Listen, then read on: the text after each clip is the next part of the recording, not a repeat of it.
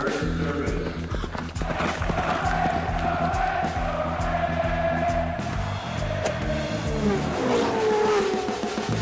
tribunes du sport. Karim Dronet. Bonjour et bienvenue à tous dans les tribunes du sport. Dans ce numéro 175, le premier de l'année 2018, je vous propose de nous pencher sur la candidature du Maroc pour l'organisation du Mondial 2026. Khalid Benani, un expert en gouvernance du sport, a évalué les chances du Maroc et vous l'entendrez, le Royaume dispose d'un réel potentiel. Et toujours en matière de football, nous irons aussi à la découverte de l'école de football de l'Étoile de Casablanca. Son directeur El Roti Brahimi nous parlera de sa vision de la formation des jeunes au football. Enfin, avec Khalid Afif, le directeur technique de la Fédération royale marocaine de tennis, nous dresserons le bilan 2017 du tennis national. Cette émission est réalisée comme d'habitude par le plus sportif d'entre nous, Youssef Kotni. Les tribunes du sport numéro 175, c'est parti.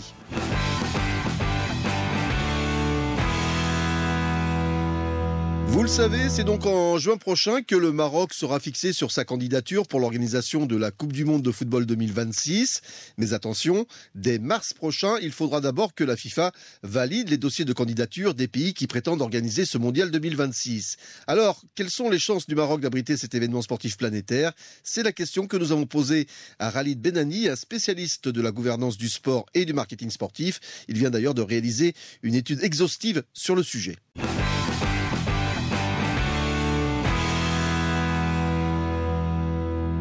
Je suis en compagnie de Khalid Benani, un spécialiste de la communication et du marketing sportif. Khalid Benani, bonjour. Bonjour Karim, merci pour l'accueil. Alors vous avez réalisé une étude justement sur les chances du Maroc pour l'organisation du Mondial 2026. Mais tout d'abord, on va revenir un petit peu sur la procédure justement de candidature. Il y a des réformes aujourd'hui au niveau de la FIFA dans la procédure.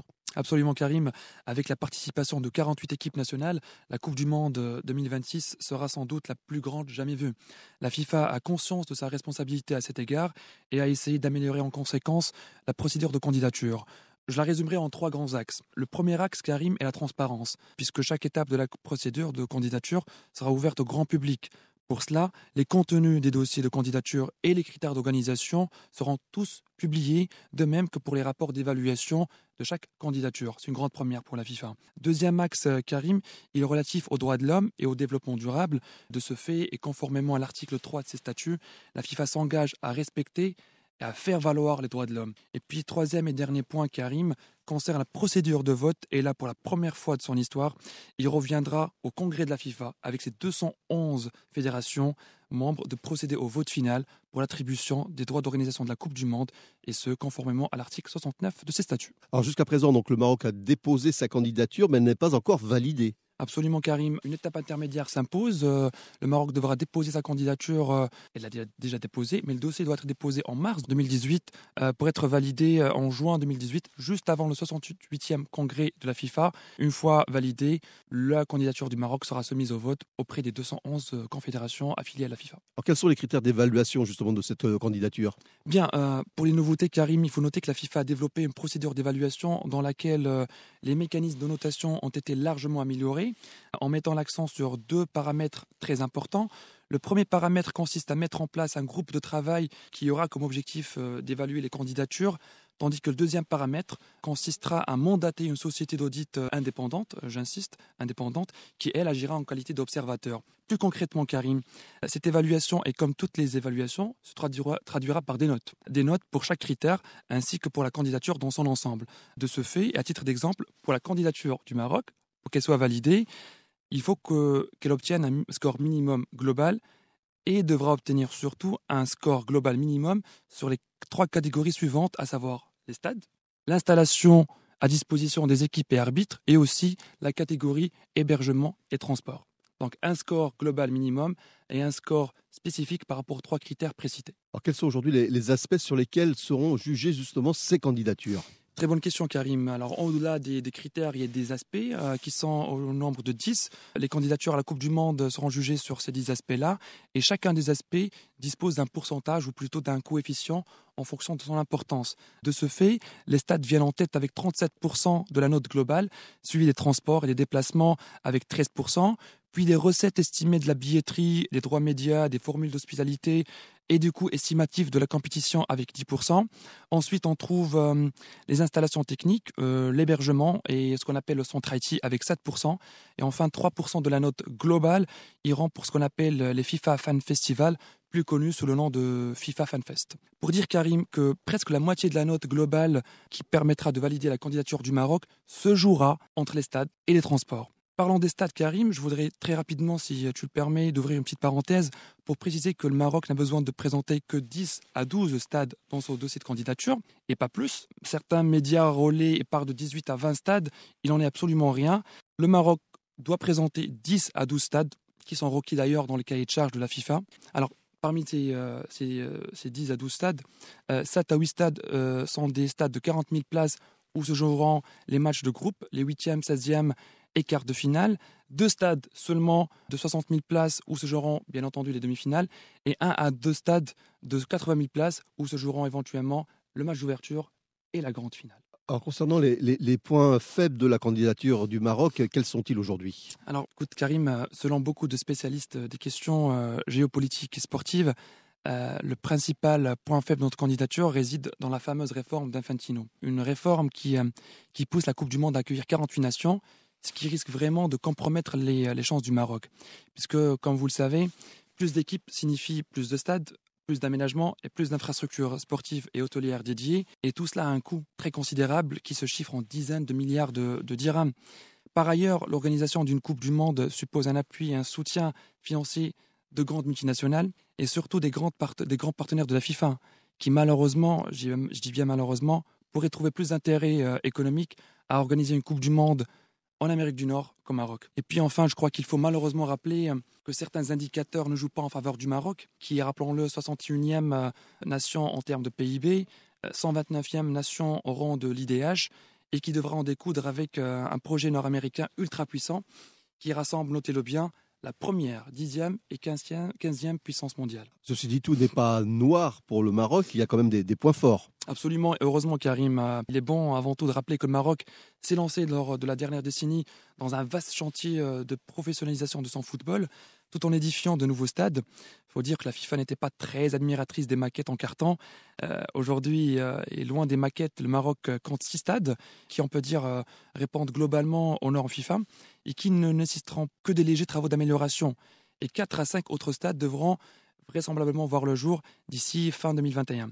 Par ailleurs, Karim, le Maroc a amplifié les candidatures à d'autres grands événements sportifs, extrasportifs, et ce afin de baliser le terrain à l'organisation d'un mondial. Et à chaque fois, le Maroc a su démontrer toute l'étendue de ses qualités organisationnelles, grâce notamment à des compétitions comme la Coupe du Monde des clubs ou comme le meeting Mohamed VI d'athlétisme, étape de la Diamond League. Ou encore la COP22 aussi. J'y arrive, la COP22, le GES tenu à Marrakech en fin 2014, une étape de la WTCC. Le Maroc a vraiment su baliser le terrain pour organiser la Coupe du Monde de football en 2026. Je pense d'ailleurs qu'il est très important que le Maroc mette en évidence sa culture melting pot, une culture qui regroupe l'Afrique, le monde arabo-musulman et une bonne partie de l'Europe. Il n'est plus à prouver que le Maroc est aujourd'hui un incontournable, ou plutôt une incontournable référence touristique. C'est un pays qui sait accueillir et c'est un pays qui est aux petits soins de ses invités. À cela, Karim, on pourrait également évoquer la position géographique du Maroc, qui se trouve au centre du monde, un facteur qui pourrait, à mon sens, favoriser les déplacements massifs des supporters des 5 continents et qui pourrait aussi, et surtout à mon humble avis, permettre de réaliser des taux d'audience encore plus importants que ceux qui pourraient être réalisés si la Coupe du Monde se tenait en Amérique du Nord. Et puis enfin, un dernier point, un argument enfin purement sportif qui réside dans la ferveur des Marocains envers le football.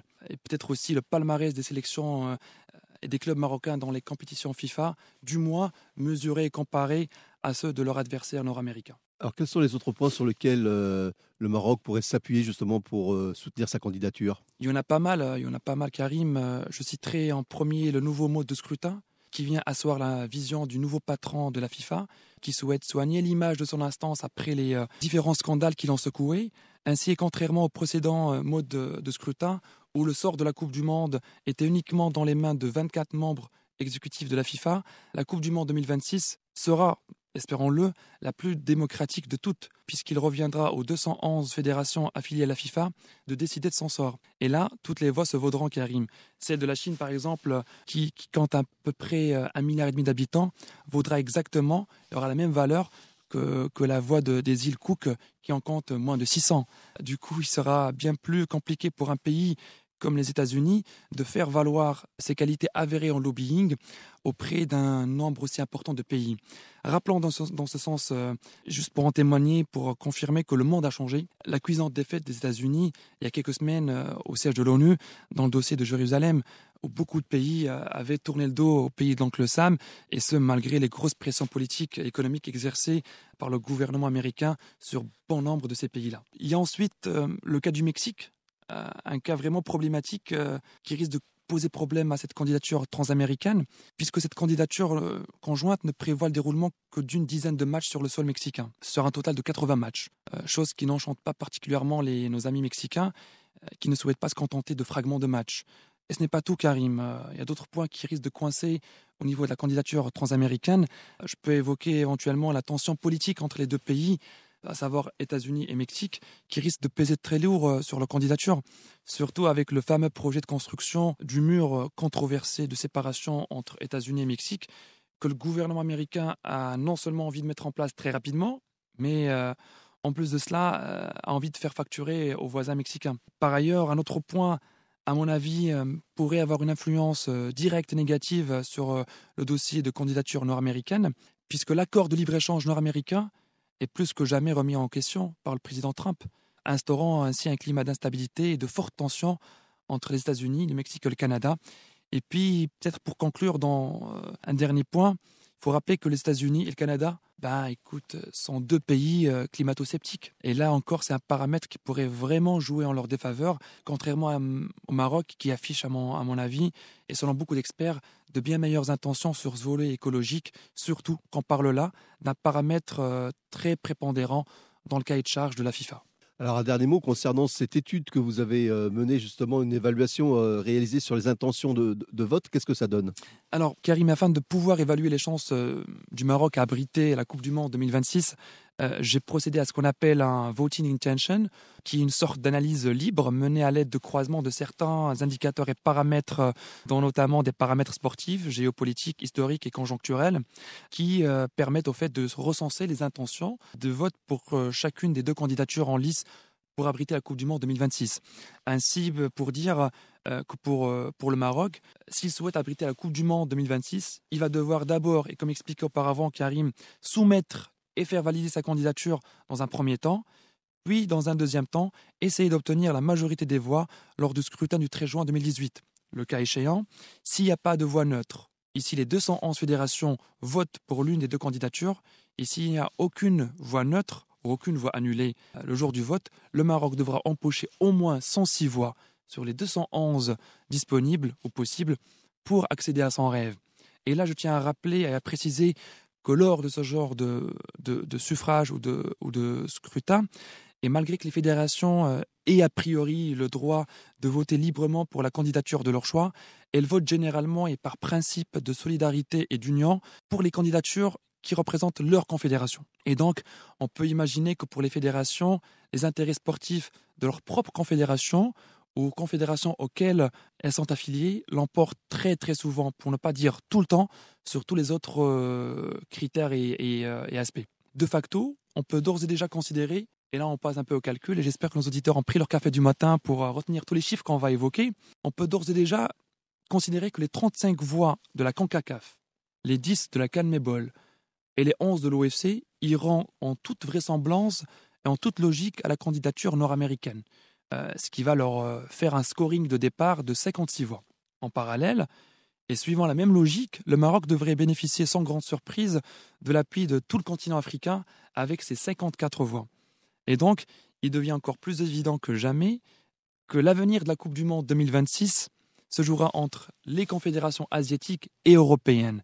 Des confédérations, Karim, qui, rappelons-le, sont hors course pour abriter la Coupe du Monde 2026 et pour lesquelles, cette fois-ci, les aspects géopolitiques, économiques, voire même ethniques et conjoncturels prévaleront lors du vote beaucoup plus que les aspects sportifs. Selon cette logique et selon ma propre lecture, sur les 55 voix du vieux continent, 13 iront d'emblée pour la candidature nord-américaine. Et là, je pense notamment aux pays scandinaves et à la Grande-Bretagne, qui sont très fortement liés aux États-Unis sur les plans socioculturels et économiques. Côté marocain, seule la voix de la France semble être promise à 100%, et même les voix de certains pays comme la Belgique, l'Espagne ou le Portugal, qui peuvent paraître pour des raisons de proximité géographique promises au Maroc, sont classées à mon avis dans la catégorie des pays neutres, et donc c'est des voix que le Maroc va devoir aller chercher. En conséquence, le nouveau total de voix incluant l'UEFA donnerait 69 voix pour la candidature nord-américaine contre 55 voix pour le Maroc, avec l'apparition, dans la première fois dans cette évaluation, de ce qu'on appellera dorénavant les pays neutres, qui sont estimés en Europe à 41 nations. On passe à la dernière confédération, la confédération asiatique, qui compte à son tour 46 voix, et dont 12 semblent, selon ma lecture, promises au Maroc. Je pense notamment aux 12 pays arabes qui font partie de l'AFC, et là, il n'y a aucun risque pour que l'une de ces voix puisse échapper au Maroc. Concernant la candidature nord-américaine, seule la voix d'Australie leur semble relativement promise en Asie. Et de ce fait, il restera 33 pays asiatiques qui viendront s'ajouter à la liste des pays neutres. Récapitulons. Si on additionne les intentions de vote des 6 confédérations affiliées à la FIFA, on aura ce qu'on appelle un scoring de départ de 67 voix pour la candidature marocaine versus 70 voix pour la candidature nord-américaine, tandis que 72 voix, a priori, seront neutres et que le Maroc devra donc aller chercher pour en obtenir au moins 39 dans l'optique d'atteindre les 106 voix nécessaires au triomphe de sa candidature. Quelle lecture on peut porter aujourd'hui sur les 72 voix dites neutres, justement? Est-ce qu'elles vont être conquises par le Maroc ou pas? Alors, très très bonne question, Karim. Je répondrai en disant qu'il est très compliqué aujourd'hui d'effectuer une lecture sur les voix des pays dits entre parenthèses neutres. Néanmoins, pour les 31 voix neutres des pays asiatiques, le Maroc doit savoir tirer profit de 2 facteurs vitaux, 2 facteurs très importants pour essayer d'engranger le maximum de voix possible.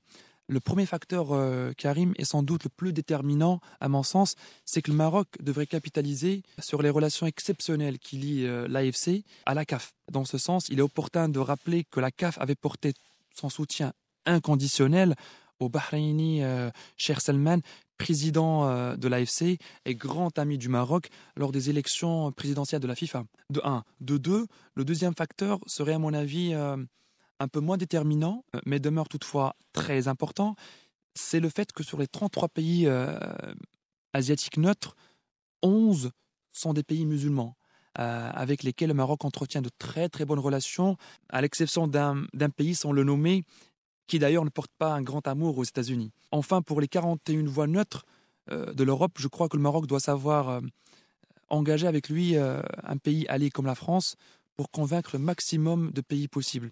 L'Europe et l'UEFA, Karim, et contrairement à l'Asie et à l'AFC, ne risquent pas d'aller sur des votes qu'on appelle votes conglomérés.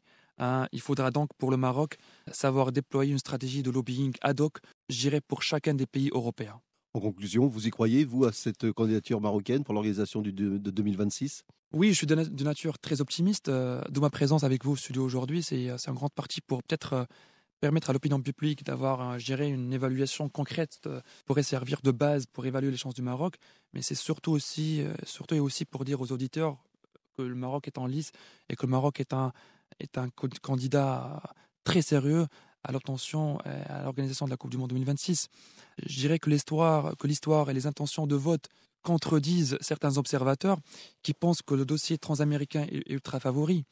Moi, je tiens à vous dire, et j'assume mes propos, qu'il n'en est absolument rien. Puisqu'en rappelons-le, le Maroc n'avait perdu l'organisation de la Coupe du Monde 94 en faveur des États-Unis que de 3 petites voix, alors que le Royaume, à l'époque, ne comptait à son actif que 2 stades hors normes FIFA, et que d'un seul et unique aéroport international, et que d'une seule autoroute de moins de 100 km. Dire qu'il en a fallu de très très peu pour le Maroc de battre la première économie mondiale dans le temps, et aujourd'hui toujours, et ce malgré les écarts économiques, je dirais, titanesques entre les 2 pays.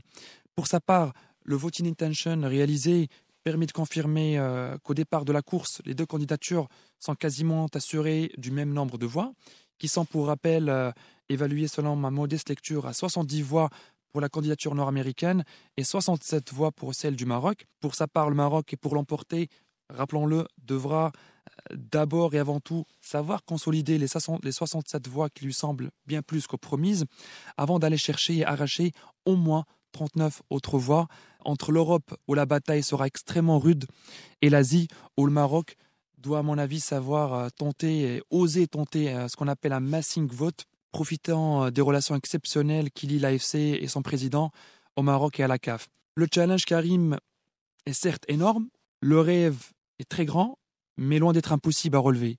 La Coupe du Monde est l'événement sportif planétaire le plus suivi.